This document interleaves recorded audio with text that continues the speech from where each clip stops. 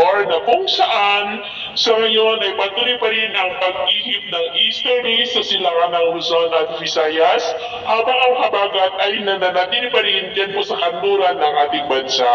Samantala ang Intertropical Convergence Zone ay patuloy naman na nag-i-extend sa Mindanao and within that ITCZ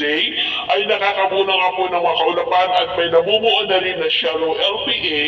pero sa ating long range forecast ay wala pa rin naman pong bagyo na nakikita na tatawid dito po sa ating bansa for the next 2 weeks, pero hindi pa din inaalis ang posibilidad na may mabuong sama ng panahon. So, sa susunod po ng mga araw, lalo na at ayon sa pag-asa ay posible ang 2 hanggang 3 bagyo na maaaring mabuo o kaya ay papasok sa ating area of responsibility ngayong buwan po ng Hulyo. At sa lagay ng ating panahon ngayong hapon ay maulap ang kalangitan with isolated rain sa ilang bahagi ng Ilocos Region, Cordillera, Pangasinan, Zambales, Bataan,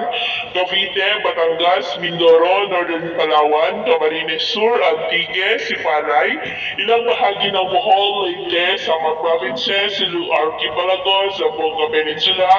Northern Mindanao, Caraga at Davao Region na posibleng magtuloy-tuloy ang mga isolated rains sa ilang bahagi po ng ating bansa hanggang mamayang gabi, kaya mag-ingat pa rin po tayo sa posibleng banta pa rin ng mga pagbaha at pagguho ng lupa. Kasi naman po mga baybayin, wala naman po tayong nakataas na namang warning signals, pero tayong mag-ingat lamang po